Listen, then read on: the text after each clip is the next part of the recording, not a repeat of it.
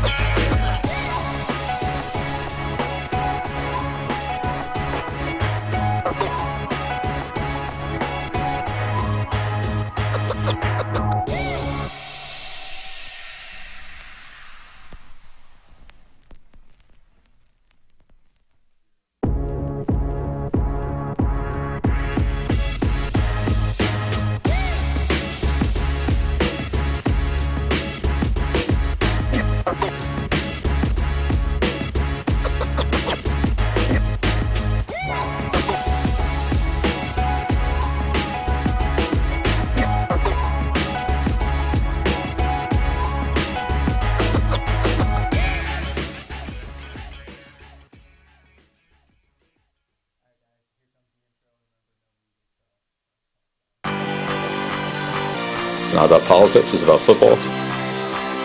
This is a simple game. We're going to run the ball, and we're going to pass the ball. He's just going to play football, really. How good of a football player are you? I just get it and try to spin it. That's all. I just love the game. It really is the best time of the year.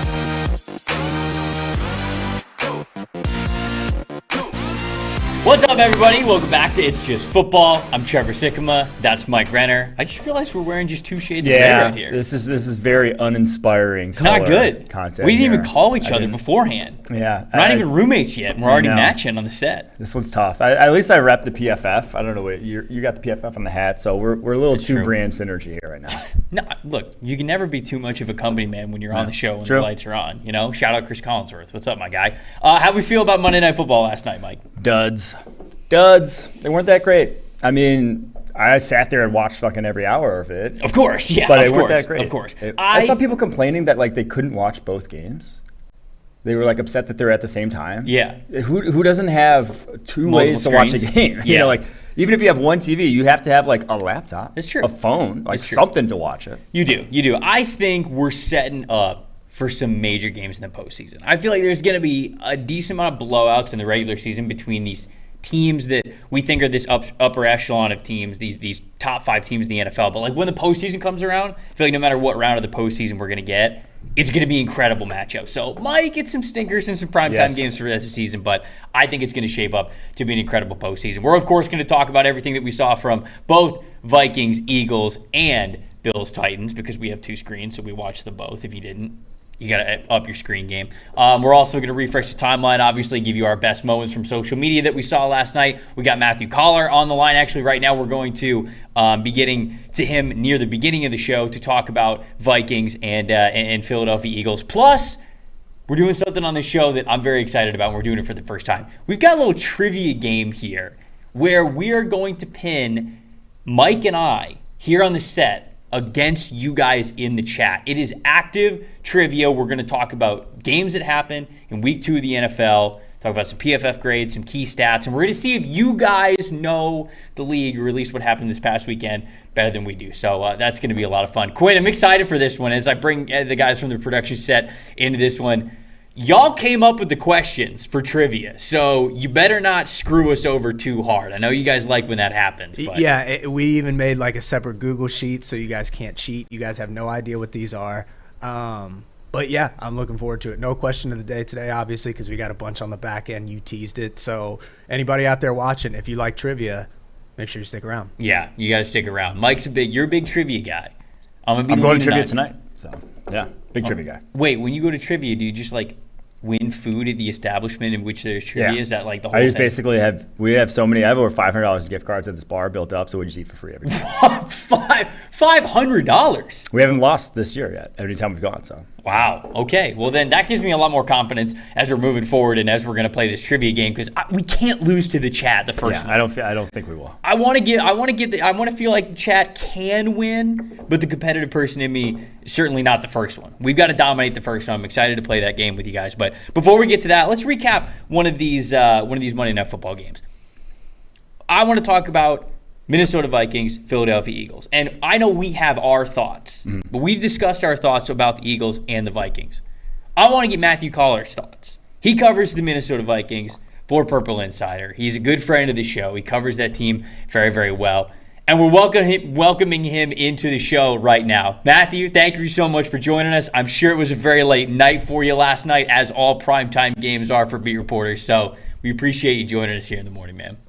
Yeah, I'm not like you guys. I don't care about my look. I am in the Philadelphia airport right now on like 4 hours of sleep, so it's not the best I've ever looked. But hey, Trevor, didn't I see you last night at the game? Oh, no, that was Bradley Cooper. Wow. Wow.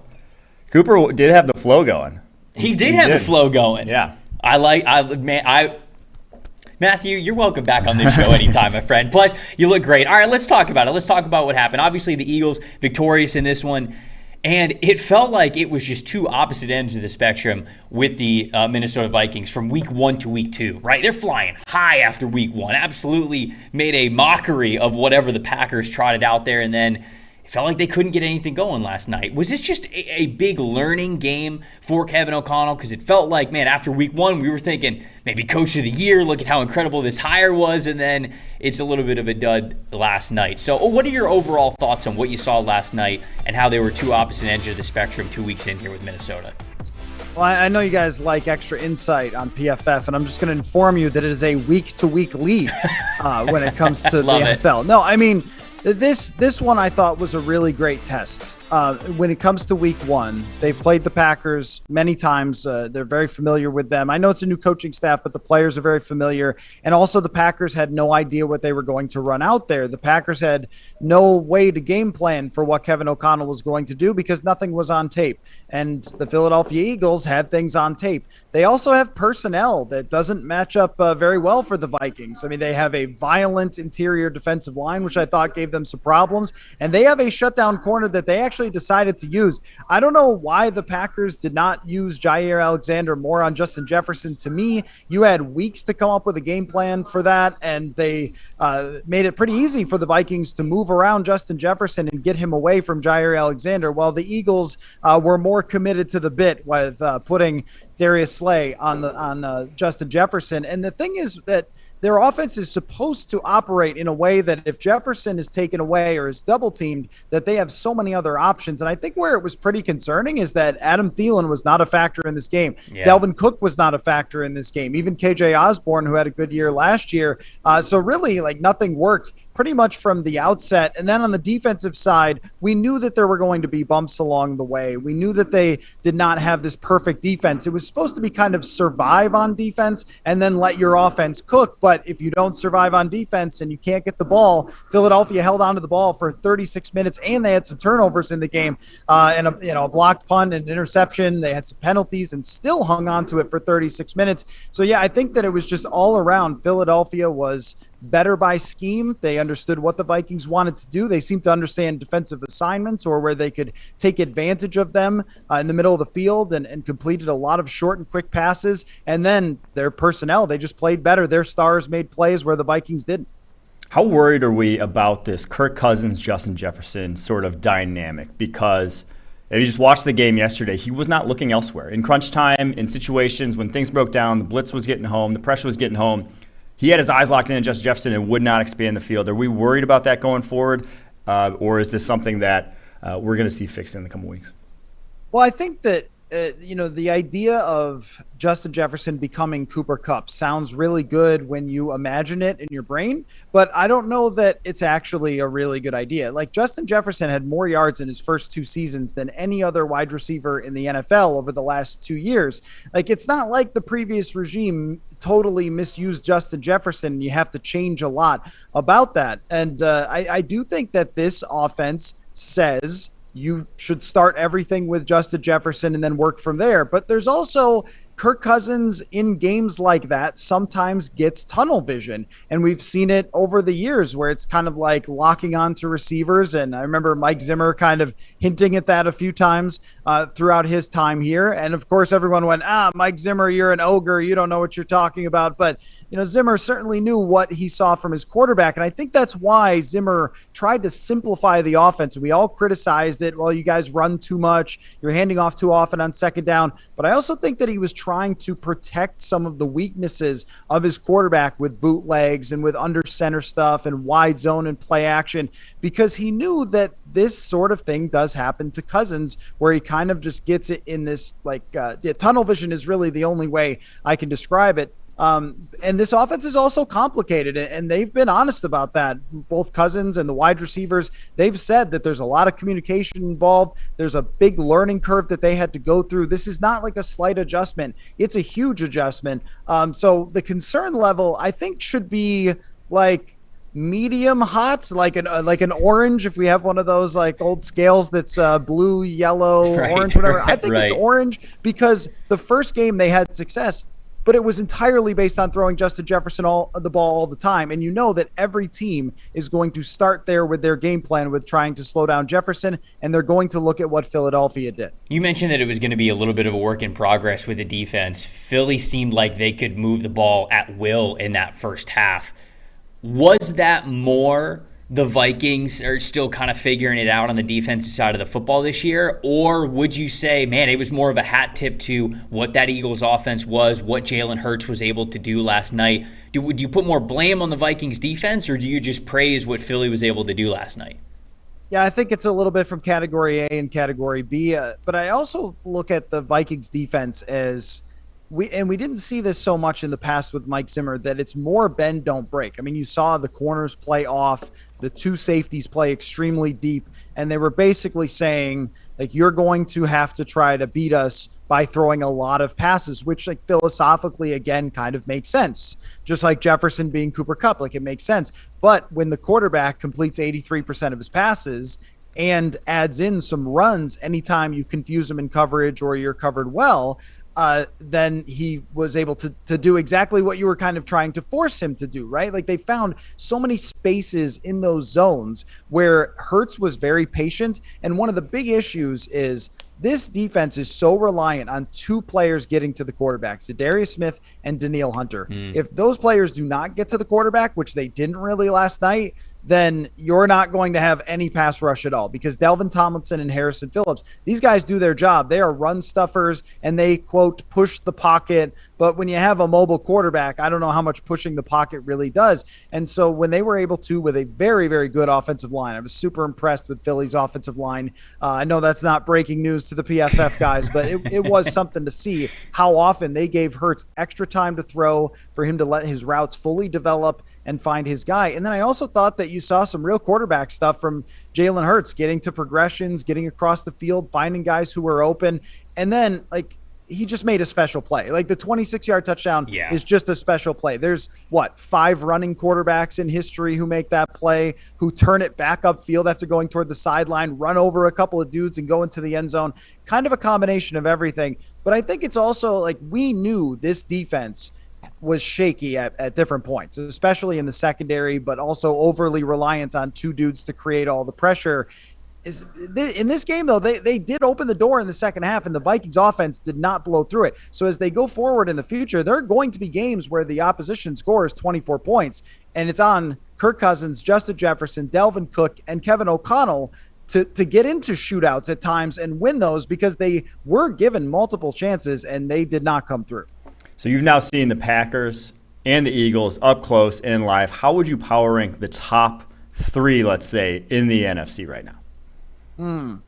Yeah, who to put where in the NFC? It is not easy. I mean, after seeing Philadelphia really beat the heck out of the Vikings, it's hard not to put them at the very top. Sure. I don't want to put Tom Brady too far down, even though it was a little bit ugly on Sunday. Tampa Bay's defense is super violent. They also just got him another wide receiver who, might have some strange opinions or tweets, but Cole Beasley certainly does have good routes out of the slot that will help Tom Brady. So I think I would have Philly probably at the top after this, particularly with Jalen Hurts growing and progressing as a quarterback, and all the conversation about, well, you've got to make him stand in there and throw the ball.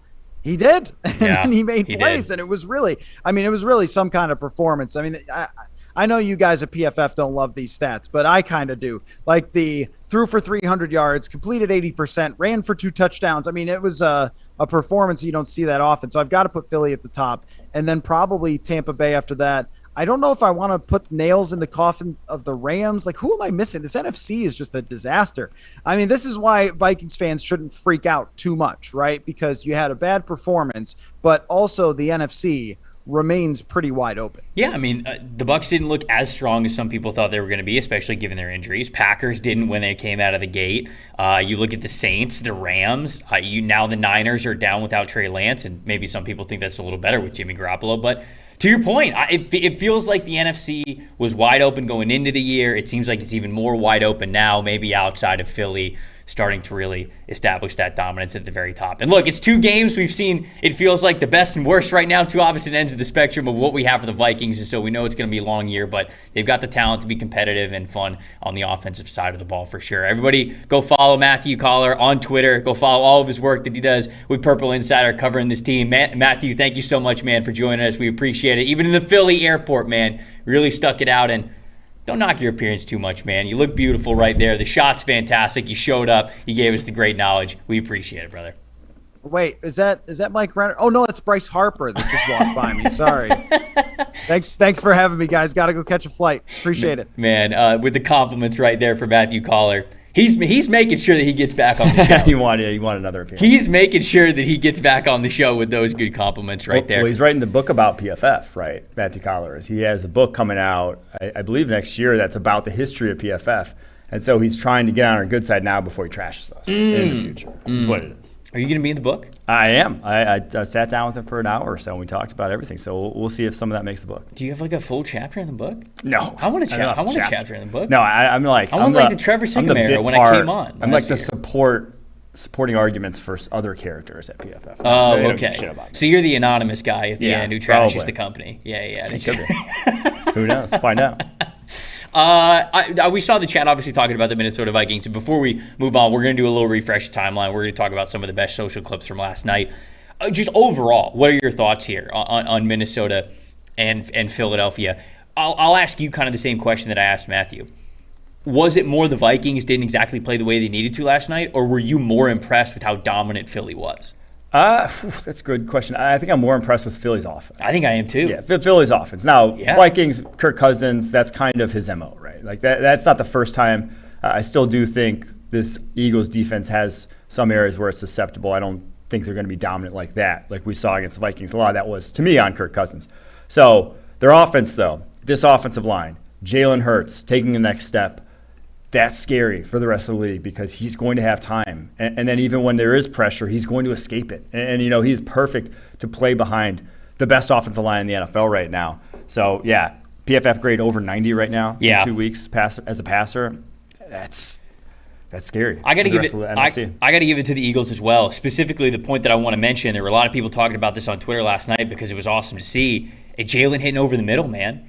He's hitting stuff over the middle now. And that just was not in his game before this year. He just did not have that confidence to be a pocket passer who could hit things over the middle. We've talked about that with other quarterbacks before. Talked about it with Kyler, with Russell Wilson, right? Sometimes these guys, maybe shorter, more mobile quarterbacks, can't see over the offensive line, whatever it is. They just don't attack down the middle. And so that intermediate part of the field becomes something that defenses almost go, hey, you're going to throw it there anyways. We don't have to allocate a lot of coverage there. We can instead put our guys and put our zones a lot more towards the sideline and where we think they're going to go with it.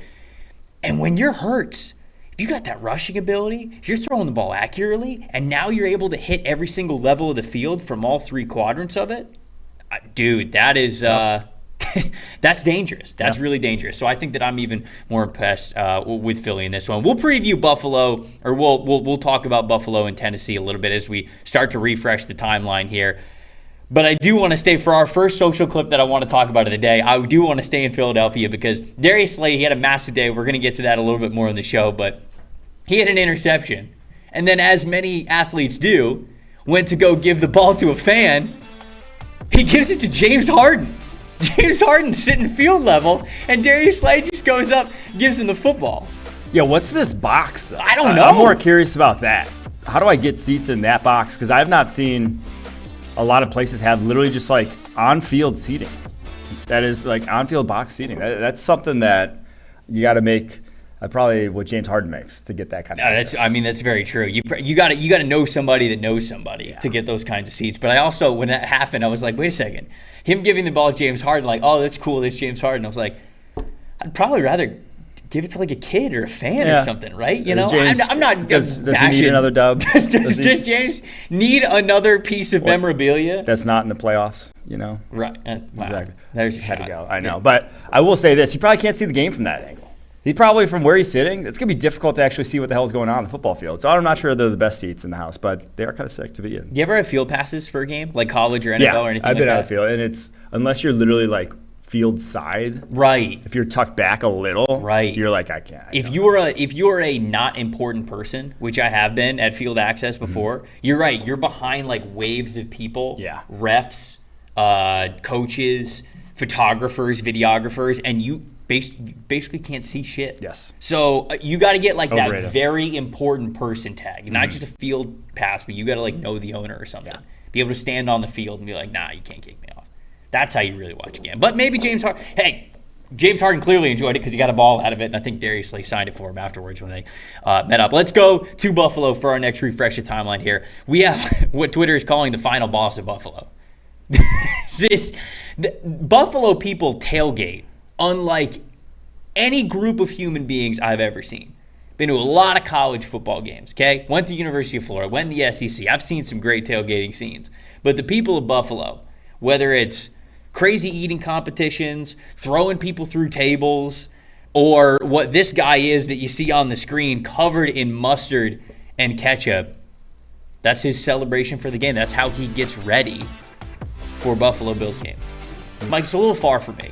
I don't think I could do it. It'd be gross. I don't know how that makes him more Buffalo, though. Like, what's Buffalo about ketchup and mustard? If he, like, housed, like, 50 wings before, then we can talk. I think it's just him being nuts at a tailgate. I don't even think it's the Buffalo. You know what my first question always is when I see stuff like this? Imagine you're in the game and you're sitting Are you showering? Like, what are you doing before you go in the game? You're sitting next to a dude literally covered in ketchup. Covered in He's, mustard like, oozing and down ketchup? into the aisle. He just like buys a hot dog and rubs it on himself. You're paying good money for Monday Night Football seats in Buffalo, and you got to sit next to a guy who's oozing ketchup and mustard on you. And then that guy has to go to work today and do something else. That's what I always think of when I see the person with like covered in face paint on like a Sunday. I'm like, they go into like an office tomorrow. That is true. And people have to look them in the eye, look ketchup mustard man in the eye. Well, Walt said in the chat that Raiders fans do it better. I don't know about better, different. I mean, like Raiders fans are also a crazy group of fans. Mm-hmm. They're fantastic. I feel like Raiders fans more than any other group dresses up. Like they do either the face paint or they've got like the spiked shoulder pads on or something. Like Raiders fans really dress up. But Buffalo fans, they got no shame, man. They will do whatever they can to have a good time at a tailgate. You know what? Damn it. I respect them for it. Last refresh the timeline we have here. Dan Orlovsky. Notable NFL analyst. Does a really great job breaking down film all over for ESPN. There was a moment I believe it was the pregame last night where we heard a peculiar sound from him when he was analyzing. Now, the big change is the commitment to running the football. Now, can we play it again? The big change is the commitment to running the football. He made that noise with his mouth. Are you sure? He sneezed and then made that noise with his mouth. I'm not sure. How confident are you? He knew it was 100% live. But I'm fairly confident. He had to know it was live. They went to the booth. He's holding a mic. That mic's not going to pick up unless he absolutely went to town on one. It's not going to pick up any ancillary noise. Well, he did say after the game, shouldn't have tried the blue cheese. So he did. Should have never tried to blue cheese. I don't know what to blue cheese means. I think he meant the. I think he meant the. I don't know, man. I don't know. I'm very curious. That's not confirmation to me, but it does sound like a mouth sound. Did Dan Orlovsky rip one? I want to know. I think I agree with you. Sounded like a sounded like just something to you. Hey, he was stumbling up his words. Clearly, he messed up, and I just think that naturally he just is like, But national TV, that's a tough maybe one, this is a little too comfortable. I think either way, he's a little bit too comfortable with the booth, but we're seeing commentators have a lot of fun with it, like we talked about yesterday on the show with Mark Sanchez. So I want to know from the chat, did Dan Orlovsky rip one? What do you think? Do you think it happened? Do you think it was a mouth fart? Whatever it was. We're having fun here on this show. Let's talk about some stats that matter from Monday Night Football. We haven't touched a ton on Bills Titans, so I'd just like to get your thoughts on it overall. Yesterday on the show, when we were talking about our bets with Kevin Cole, you said that, hey, 10 points is too many points for the Titans. And I'm not bringing that up because I went the other direction and said the Bills were absolutely going to obliterate them, and they did. But what changed in your mind after watching that game with the Tennessee Titans and the Buffalo Bills, a game that really never seemed close outside of the first 10 minutes? It was all Buffalo after that. So I want to hear your takeaways on that game. Titans have serious issues on offense, and especially now, Taylor Lewan going down in that game. Like, this offensive line's bad. This is not the offensive line that they had, a season ago. You're starting a rookie at right tackle. Nicholas Petit-Frere earned 18.1 pass blocking grade in that game. Now, obviously, Buffalo's defensive line, they just did that to the Rams as well. But, this is going to be an issue for the Titans, this offensive line, because they're predicated kind of on that. When they're at their peak, when they were, right up there among the top 3 scoring offenses in the NFL, is you had to invest everything to stop Derrick Henry because our offensive line is good because Derrick Henry's a monster. You don't have to do that now. Teams don't have to worry about that. And then, by the way, I don't have to worry about any of your wide receivers beating us one-on-one. Yeah. You don't have a Stephon Diggs out there that actually is going to draw anyone's attention. So they are in a tough way. You're just not going to see this offense turn around. It would blow my mind to see that they just don't have enough talent. So along with this game, as we're talking about some stats that matter here, the ones that you see on the screen are the ones that I wanted to point out. Mm-hmm. This Bills defensive line, we talked about it last week after their shellacking of the Los Angeles Rams. They are killing other teams' offensive lines right now. You look at week 1, offensive line grade for the Rams, 64.2, that was 22nd. Last night, Tennessee Titans, offensive line grade, 56.8, that was 30th. Number 1 in sacks, number 1 in pressures, number 1 in pass rush win rate, and number 1 in pass rush grade. Actually, not number 1 in pressures, I got carried away, they're 5th. Still top 5. To me, the storyline right now for the Buffalo Bills isn't their offense. I already knew Josh Allen was good. I already knew Stephon Diggs was good. You don't need to tell me that. They didn't even have Gabe Davis last night, right? I already knew that this offense was going to play at a very high level. What I didn't know is that specifically this defensive line of Buffalo was going to play this good as a cohesive unit. If Buffalo's defensive line is playing this good, there is without a doubt in my mind that they can beat any team in the NFL, any place. Home or away, doesn't matter if it's September or January. This defensive line keeps playing this well, they can beat anybody. That's the story for me for the Bills. It's not the offense. I already knew the offense would be good. It's how well this defensive line's playing. Yeah, and it's the 2 second-year guys, right? It's Boogie Basham, 90.1 pass rushing grade through 2 weeks. Gregory Rousseau, 86.2 pass rushing grade through 2 weeks. And yeah, maybe they're a touch inflated because they've had big leads and known the other team's going to pass. That makes your life a little bit easier, but they got so many guys that they're always fresh. And Von Miller hasn't aged a bit. Like this D-line, I was a little hesitant to put him in that elite category after week 1. This is right up there with the best defensive lines in the NFL. Another stat that mattered is we go back to the Philadelphia Eagles and Minnesota Vikings game.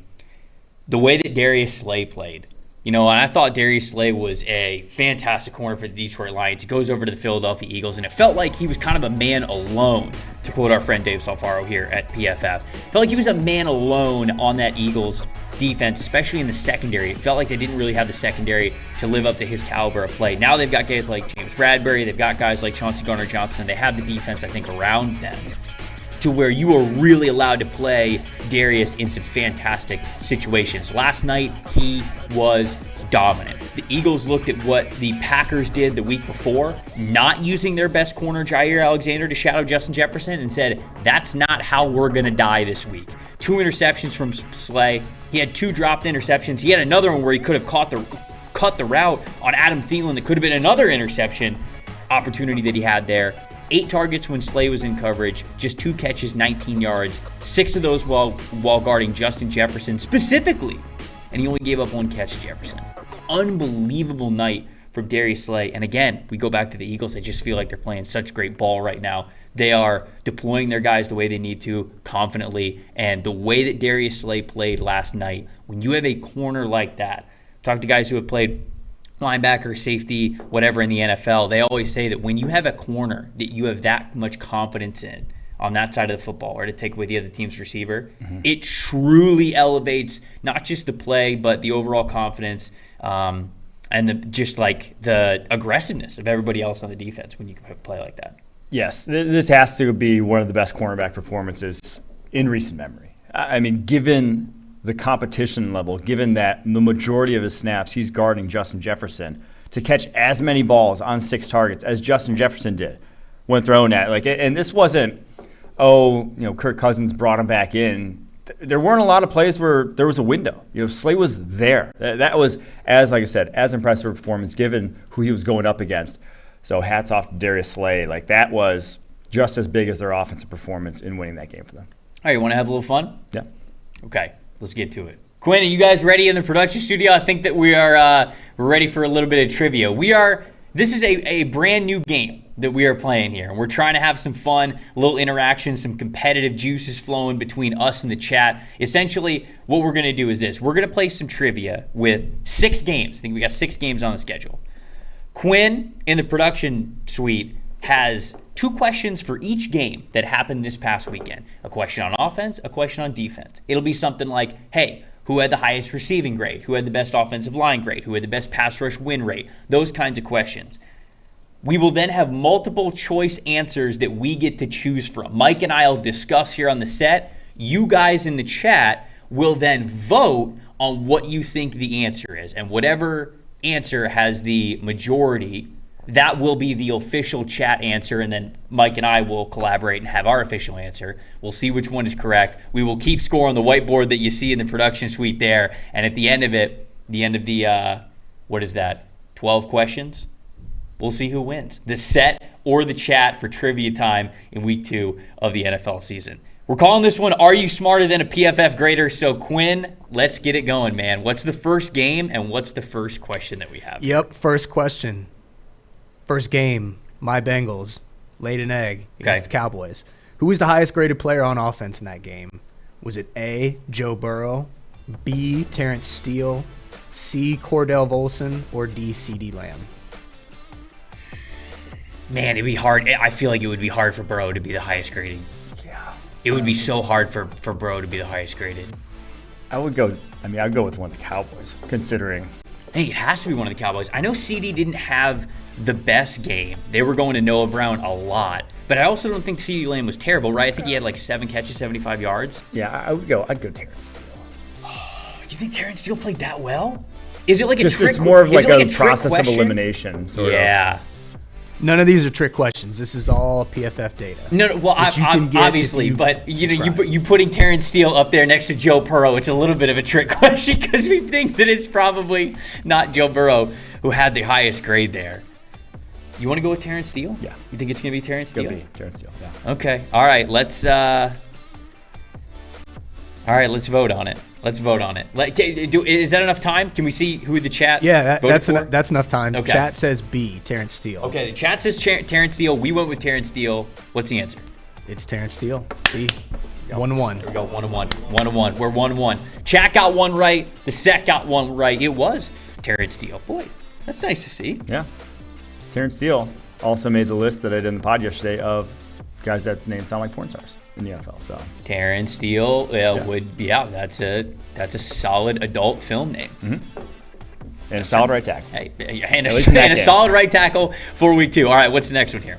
All right, sticking with the same game, we're just going to go right down the list here. Micah Parsons currently has a 90.8 pass rush grade, which after that game seems like it should be higher, but whatever. 90.8 PFF pass rush grade. This ties for 4th amongst all edge defenders. Who is he tied with? Is it A, Josh Allen, B, Boogie Basham, C, Dietrich Wise Jr., or D, Nick Bosa? You mentioned how good Boogie's playing. I just did it. I just said it. It's 90.8. Was it 90.8? I'm pretty sure it was. Okay. You said it was somewhere in the 90s, so I'm like, okay, we at least have Boogie. I know Josh Allen's been playing very good. Well. Uh-huh. But I don't think he's been playing that well. He had a lights out game against Colts. Obviously, some backup tackles at times, but I'd go. I think it is Boogie because you said it, and whether or not it was exact, it's close enough. Yeah. So if you saying that Boogie had a pass rush grade in the 90s means that with this being 90.8, I feel like we got to do it. You already laid out the question. We got to stick with what you're good at. We're gonna go with Boogie Basham as our final answer here. I think anybody who's listened to the show already might already have this one if it is in fact Boogie Basham. But let's go. Let's see what the answer is. So here. You guys are going with B, Boogie Basham. We are. Chat is going with B, Boogie Basham. Okay, that means it's right. No. Oh, C, was that? Dietrich Wise Jr. No way! Yep. It was Dietrich Wise. Well, I wouldn't have guessed that one as my second guess anyway. I would not have guessed that one. Damn, look at Dietrich Wise. 90.8 pass rush grade? It was 90.1 for Boogie. Quinn, you're diabolical with that shit, man. That's another one where what do you mean? That was no a random ass name that just What do you mean there's no trick there. Questions? I didn't write these, by the way. But that was another one you were talking about, Terrence Steele. That's just a random ass name that got thrown in with a bunch of other big names. Dietrich Wise Jr. That's kind of a random ass name that got thrown in with the likes of Nick Bosa and Josh Allen. Wow. Maybe you know. Shout out to Dietrich Wise, dude. Use a little logic. Shout out to Dietrich Wise here. Okay, so man, he only got 2% of the votes on that poll. We didn't even know. All right, let's go to the next one. What do we got next? We're both tied at 1-1. We both missed that one. Chat 1-1. We're switching games here. This is Pat Steelers. Okay. Mitch Trubisky has a 39.1 completion percentage on throws 10-plus yards downfield this season. It's bad. It's not good. It's tied for 31st with which player? Lamar Jackson, Trevor Lawrence, Tom Brady, or my guy Joe Burrow? Oh, man. That one's tough. It's either Lawrence or Brady. You think so? Yeah, I think it's either Lawrence or Brady. When you look at what Brady did this past week, he was let down a lot by his wide receivers. And this is completion rate. I don't think it's not adjusted completion percentage, right? Because I think that probably matters. Just completion. Okay, so it's just completion rate on 10-plus yard throws. I think it's going to be Brady. Yeah, I'd go Brady. I'd go Brady or Burrow, honestly. I think Lawrence has been a little better than that. But yeah, Brady.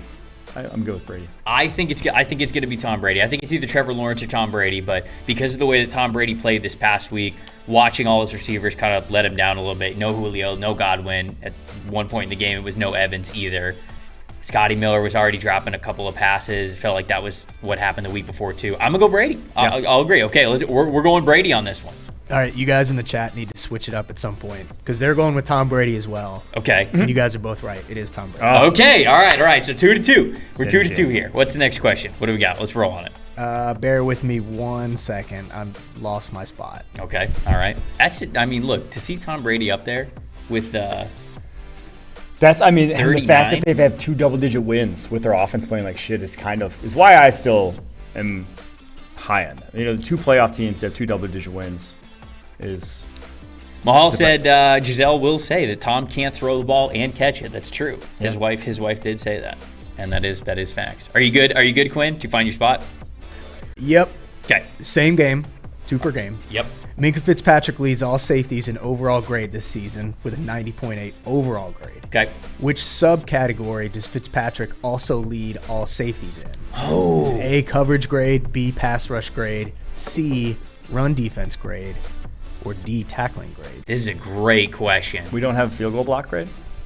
He would definitely lead the NFL in field goal block grade. It's got to be A, right? He's got a pick 6. He's got... I think A is on the table here because of how well he played in week 1. But think of how many reps he plays in coverage. For him to lead the league in that with so many reps would be extremely impressive. It's probably A. I'd almost want to say... He had a pick this past week against Mac Jones, right? He had the one on the post, over the top. Yeah, I think it's got to be A. All right, okay, all right. I'm not compelled by any of the other ones. I don't think he rushes the passer enough to yield a super high pass rush grade. Run defense grade, I think it could be that. I guess we got to go with A. I guess we got to be bold about it. Yeah. We're gonna go with A, the coverage grade for Minka Fitzpatrick, which would be incredibly impressive for him. But it has been a very impressive start to the season. So, what's the answer here? What do we got? Chat's smart because they're just tailing you guys. They know obviously you're PFF analysts. Oh, you guys have that is impressive. They went A as well, yeah. But you guys are right. It's A. We got a couple. Look, Jake said run defense. Young Studs, the Buck, which is a great YouTube name, said run defense. Fui said run D, which is tackling. Man, that one had to be close. Coverage is 43%, tackling 21, run defense 20. So that was a little bit close, but everybody still went with tackling. So all right, we're tied 3-3. The whiteboard says we're tied 3-3. Let's keep it moving. Yep. All right. So next game, Bears-Packers. Aaron Jones led all players in missed tackles forced this week. Okay. With how many? 13, 12, 11, or 9? Shit. I know Nick Chubb had a bunch. Dude, double. Aaron Jones led all players in missed tackles this week. How many? You would think a Packer shareholder would know this. You would think a Packer shareholder would know this. I think Nick Chubb had double digits, or at least 9. My guess is 9. No, I think Nick Chubb had 9. So if he led all players, he would have to have more than Chubb, which would mean somewhere 11, 12, or 13. If he got 12 or 13, that's unbelievably impressive. My initial guess was 9, simply because 9 is already very high. Yeah. So if you want to bump it up and go to 11, we can go to 11. Let's go to 11. Let's go see. Okay. All right. I think we're going with 11 here, but just to give the chat a couple more seconds to vote on this one. Yeah, we'll give the chat a second. People in the chat were saying that we're tailing the chat. I'm not looking at the chat, so I don't know exactly what you guys are saying until afterwards when I'm reading some of your responses here. Chat says 11. It's very close though. You want to give him another second? Okay, I'll give him another second. Okay, we just closed it. It's over. And they also, they tailed you again, or you guys maybe tailed them. And you guys are both right. Nice, dude. Yeah, that is a lot of missed force tackles. That's crazy. My immediate thought was there's no way it's double digits because he had 15 carries. He only had 15 carries. You're telling me he's 11 forced missed tackles on 15 carries? That game, they were just pounding that. They could not be stopped on the ground that game. Incredible. All right, next one. What do we got? All right, same game. Well, sort of same game. Same teams. The last time the Bears beat the Packers was Week 15 of 2018. That's kind of crazy that it's been that long. Yeah. Who was the highest graded Bear in that game? Akeem Hicks, Eddie Jackson, Allen Robinson, or Khalil Mack? I think that was like right before Thanksgiving or right after. Right after. Week 15's got to be December, right after Thanksgiving, beginning of maybe? December. Who's the highest graded Bear in that game? 2018? I'm trying to think. I know what my answer's going to be. I can't remember like an Eddie Jackson pick. I would lean like Khalil Mack or Akeem Hicks. I don't want to say my answer quite yet because I don't want the chat to tail us. I'm trying to think of what happened in that game. I don't think it's Allen Robinson. I definitely don't think it's Allen Robinson. Yeah, I don't care. 2018 was the crazy defensive year, right? That was wasn't that the Matt Nagy Coach of the Year year? And that was that the double doink field goal? That was when the Packers. In the postseason? Oh, was it? I mean, that was McCarthy's last year with the Packers. That's when things were going like south. So, I know what our answer is going to be. D. No. Oh, hey, D. I think it's going to be Akeem Hicks. Okay. I think it's going to be. I personally think it's going to be Akeem Hicks because Akeem Hicks, for what he is asked to do, tends to get higher PFF grades, especially when the defensive round him plays really well. It was a year in which the entire defensive round him was playing very well. I'm going to go with Akeem Hicks. Shut the poll. Don't let him tail us. Do not let the chat tail us. Shut it down. Poll is shut. Okay.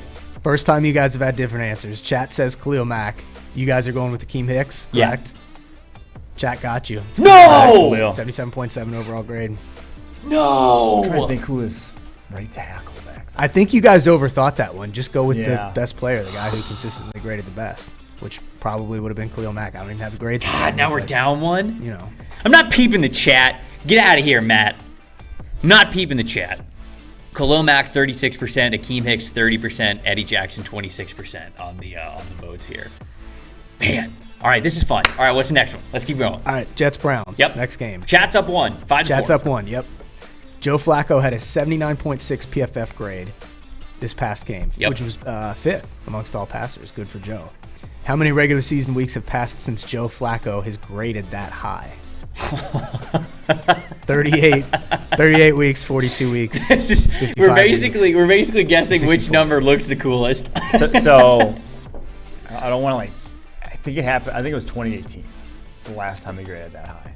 So that would be 3 years, 19, 20, 21 of, I guess that's 18 weeks, 17 weeks. So that's 53. 55? It was 55 and then. then? But then it was like towards the early part of the season. So I think 64. Your thing is 64? Yeah. All right. I think we're gonna go with 64. 55 seems like the sexier pick, but shut the chat down. 64. shut the chat down. All right, we're going 64. We're going 64 on this one. All right, chat says 55. Okay, let's you go. Guys are saying let's 64, go. Let's get one back. Correct? Yeah. You got him. 64 weeks. Let's go! Let's go! All tied up. Tied back in it, baby. You'll love to see that kind of adversity here on the set. We were sweating bullets. We were losing our own show to the chat. Let's keep it going, baby. How many more we got left? What do we have to? Two more games? Yeah, we have one more in this game, and then we have 2 more games after that. If you guys want to do all 6. Maybe we'll do 5, but right, let's run through it. We'll see if everybody's enjoying it. Hey, if you guys in the chat are loving this, if you're enjoying it, we'll keep going. We'll go to the 6th game, but yeah, let's fire away. Let's do it. All right, last one from this game. Woo! Myles Garrett is tied for the most total pressures in the NFL with 13. Who is he tied with? Brian Burns, Micah Parsons, Chris Jones, or Max Crosby? Oh, I think I have a good idea of who it is. But again, don't want to say it. I don't want to say it too early. I got a good idea. I got a good hunch. I don't think it's Micah Parsons. Come on, let him vote for Micah Parsons. Okay. No, I think it's talk about Micah Parsons. He's so good. Yeah, he's an alien. He's very good. He's pass rushing under a table, like all that kind of stuff. No, it could very well be Micah Parsons. He's been an absolute animal, especially going up against the Bucs' backup offensive lineman last week. Brian Burns, solid answer. Chris Jones, always getting a lot of pressures. Max Crosby hasn't had the sack results, but the Raiders have had a decent amount of pressures. He has still been able to disrupt the quarterback. We have 46 votes in this one already. Okay, who do you think it is? I think it's Chris Jones. Okay. I think it's Chris Jones. Chris Jones has had a ton of pressures over the last 2 weeks. I know he leads all DTs. I want to say he might have 12 though. I think he's got 13. Okay. I'm fine with going. I think he's got 7 and 6. Okay. I'll go Chris Jones. We're going Chris Jones. So you guys are going Chris Jones. Yes, we're going Chris Chat's Jones. going Micah Parsons. Okay. And Chat's got you. It's Micah Parsons. Oh, it is? A little back and forth here. How many does Chris Jones have? Do we have this? I think it is 12. You think it's 12? Yeah. Man, I was so confident with that one. I thought he had 7 the first week. I thought he had 6 last week. That'd been it right there. All right. They're up again. They're up on us again. All right. Let's go to the next game. Last game. Well, are we going all 6 or is this last We'll game? we'll play it by ear. We'll play it by ear. All right. All right, we'll play it by ear. Regardless, Dolphins-Ravens. Lamar Jackson passed for 318 yards. How many came against the blitz? 138, 183, 213, or 282? Oh, I have no handle on this one. All 318. Final answer. No. Against the blitz? Oh, I'm trying to think. I didn't even look. Did you look up the Dolphins pressure percentage the week before? No. I didn't either. I don't have that off the top of my head. That's not something that I looked up. This is probably the toughest question yet. I know the one on Xavier Howard was the big play to Rashad. Yeah, that was a lot. Was a blitz. It was like a 0. That's why they. And they've got aggressive cornerback play. Yeah. So I would lean more. Yeah, I would lean either 213 or 282. You think it'd be in the 2s? I was going to lean 183 or 213. Okay. So that means because, dude, 2/3 of your passing yards coming against the blitz is a lot. They did have a lot of big plays though. So if they were all blitz against the blitz, it could have been. So I'd vote 183. Okay. But you could convince me to go 213 if you really thought that that's what the answer was. I like 213. You like 213? I like 213. Yeah. Okay. All right. I think our answer is going to be 213. We're going 213 here for pass against blitz. So you guys are going 213 Yeah. official. Chat's going 213 official. And you guys are both right. Oh, man. 158.3 perfect Good call on passer that one. rating for Lamar versus blitz. Wow, that's beautiful. You'd love to see that. Lamar is playing at an MVP clip, man. He is playing so well through the first 2 weeks of the season. A fully healthy Lamar this season, I think, is absolutely in that conversation. Probably top 3 right now for me to win MVP this year. All right, what's the next question we got? All right, this one might be a little bit more of Chat's still up on us, right? 7-6? Yeah. Yep, Chat's up 7-6, so you guys need to make up some ground. Okay, let's do it. Let's do it. Marcus Williams leads the NFL after 2 weeks in interceptions. Okay. How many interceptions does he have so far? 5, 3, 2, or 4. I don't know why we put him in that order. 5, 3, 2, or 4. Really throw us off. It tripped me up. So we had 2 this past week. I mean, it's got to be both the ones on 2. I mean, it's got to be 3 then. He didn't have 2 the week before, did he? I'm trying to think back. Flacco. This one's bad because the chat can simply just Google this one. We need more PFF centric. Yeah, so they can't Google it. Like 3. I think it's gonna be 3. I'm trying to think of 1 week before. Yeah. I think it's gonna be 3. Because if he leads the league, he didn't have back to back. I feel like we would have remembered if he had 2 in the first week. So it means he's got to have 1. Yeah, I think it's 3. And he's 3. We're going B. We're going 3. We're going 3 on this one. You guys are going 3. Yes. Chat's also going 3. They probably Googled it because it is 3. Okay. All right. It's 3. Okay. All right. All right. We calling it there? No, we'll keep going. Okay. We'll give you guys a chance at redemption. Okay. Rapid fire on these last 2 ones. A lot of people are watching. A lot of people are sticking around. Yeah. So honor system here, Chad. Don't Google. Come on. If you're gonna win with some integrity. Yeah. All right. You're still up. Chat's up 1. Right. Let's go. Last one. Last 2. Last game. Cardinals and Raiders. Which player had a higher rushing grade than Kyler Murray this week? Okay. Was it A, Nick Chubb, B, Christian McCaffrey, C, Aaron Jones, or D, none of the above?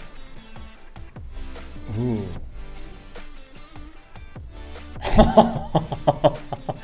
I'd lean none of the above. No, Aaron Jones had 11 forced missed tackles. And what was it, 132 yards or something? Yeah. The problem is I don't know Kyler's rushing grade. I like D. You think D? D. Yeah. Those are some stacked running performances that we see above them. And so I feel like Quinn's trying to trick us a little bit here. Yeah. I'd go with I'm. Why is this the first question with none of the above? Oh, very interesting. Maybe we're instead of reading the question, we're reading the questioner. Yeah. I'll go D. I'll go D on this one. It's game theory. D. None of the above. You guys are going D. Game theory. Yep. Chat's going with Aaron Jones. Okay. You guys tied it up. It's D. None of the above. Mike used his logic. Let's go, That's what baby! I was talking about. You got to use logic. That's a trivia veteran right Let's there. go, That's dude. what a real You killed trivia it. player Let's does. go. All right, one question left to rule them all, baby. We're all tied up at 8. The chat versus the set. Week 2 trivia. What do we got, Quinn? Let's do it. All right, last one.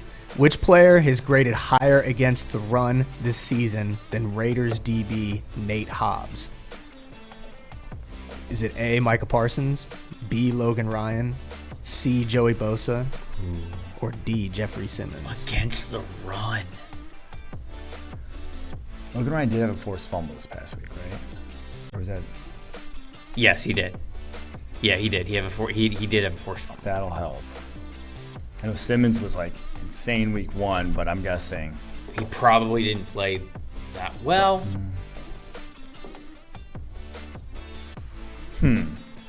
I don't hate Logan Ryan as a yeah. I don't think Micah Parsons. I could see Joey Bosa though too, but I like Logan Ryan because it's like one of these names is not like the other sort of thing. Logan Ryan if he wasn't there. I think it's either Logan Ryan or Jeffrey Simmons. Yeah. Man, there's a lot of pressure on this one. My heart's racing.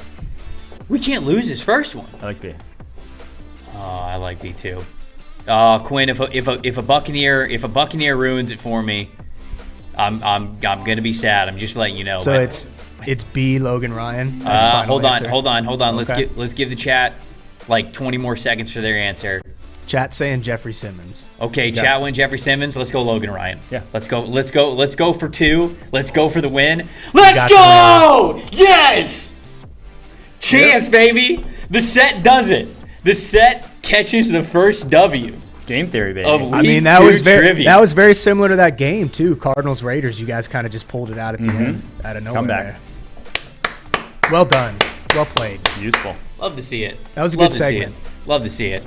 I really enjoyed that one. Hopefully you guys did as well. If that was a lot of fun for you, let us know. Like, say in the chat. I know you guys lost this one, but we would love to keep playing games like this where we go set versus chat in a lot of different formats. If you guys really enjoyed that one, yeah, just as always, let us know. If you want it to be a little bit faster, not as many games, more games, whatever it is, we would love to hear from you. Like we always say, we're trying to make this the most entertaining football show possible for you guys that are watching it. So that was a lot of fun. First dub here on the set. 1-0 on the season of Are You Smarter Than a PFF Grader? Let's end the show by looking ahead to some Week 3 lines. So, Mike, when you look at the upcoming schedule of games in the NFL, give me some bets and some analysis as to why you like those bets here early in the week. Yeah, my initial one, and I did this before Monday Night Football, and that's why I had Eagles -3 going to the Commanders.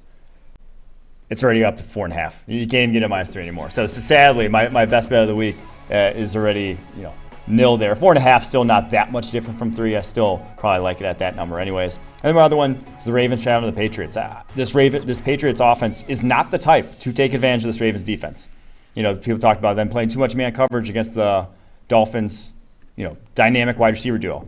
That ain't going to be a problem against this Patriots wide receiver group. They are the antithesis of what the Dolphins are throwing out there from a dynamism standpoint.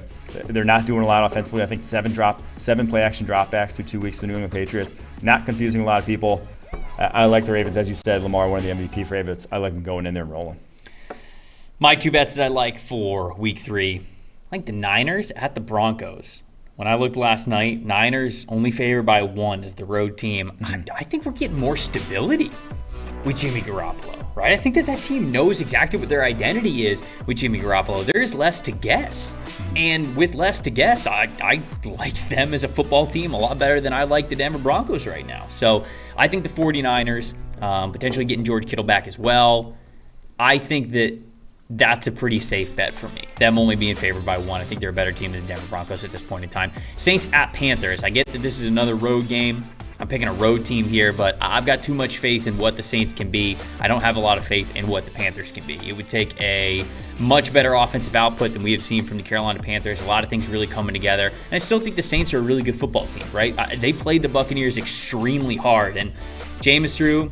it was beyond Jameis. They had a couple of costly turnovers that ended up being the difference in that game. But I don't think the Saints are a team that's going to have an emotional letdown of a game against Carolina this upcoming week.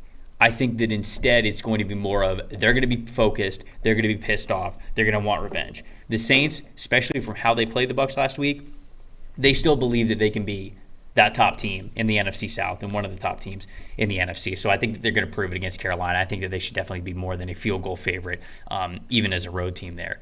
Man, we got chat saying we're cheating. I don't know how we could cheat. Well, I guess we could have looked it up. We could have looked it up. I promise we're not doing that. We're not looking it up. We're trying to make this as fun as possible. Elliot said we appeal this decision. Chat could have looked it up too. Chat could have looked it. They're watching on computers. That's true. They might have premium stats. Lyndon said they 28-3'd us. That was a fun little back and forth though. That was actually that was a lot of fun. People were saying why was I screaming into the mic? I'm sorry. I'm sorry. Okay. We won. Got a little overexcited. Like Garrett Wilson after the scored touchdown. You say that all the time, right? Screaming at the kid. Face. At the kid. I think it was a child. If there was a chat person right here, we would scream right in the face. Oh man, I love it. That's I appreciate you guys. This was a lot of fun for us. Like we said, hopefully you guys enjoyed the show. We would love to do stuff like that more often. If you guys have any suggestions on how to do fun stuff like that, we're always going to be all ears for it. So that was fun. One of our longer shows, but I think one of our more entertaining shows, getting you guys involved. Hopefully you guys enjoyed this a lot. Best part is we're back at it tomorrow. We're back at it tomorrow, baby. For everybody in the production suite, I'm Trevor Sikkema. That is Mike Renner. Thank you guys so much for watching It's Just Football. We will see you right here, 11 a.m. on PFF's YouTube tomorrow to not only continue to talk about Week 2, but also turn the page a little bit, talk about a little Week 3, tell you everything that you need to know about next week's upcoming action. Thanks for watching. We'll see you then. It's not about politics, it's about football. This is a simple game. We're going to run the ball, and we're going to pass the ball. We're just going to play football, really. How good of a football player are you? I just get it and try to spin it. That's all. I just love the game. It really is the best time of the year.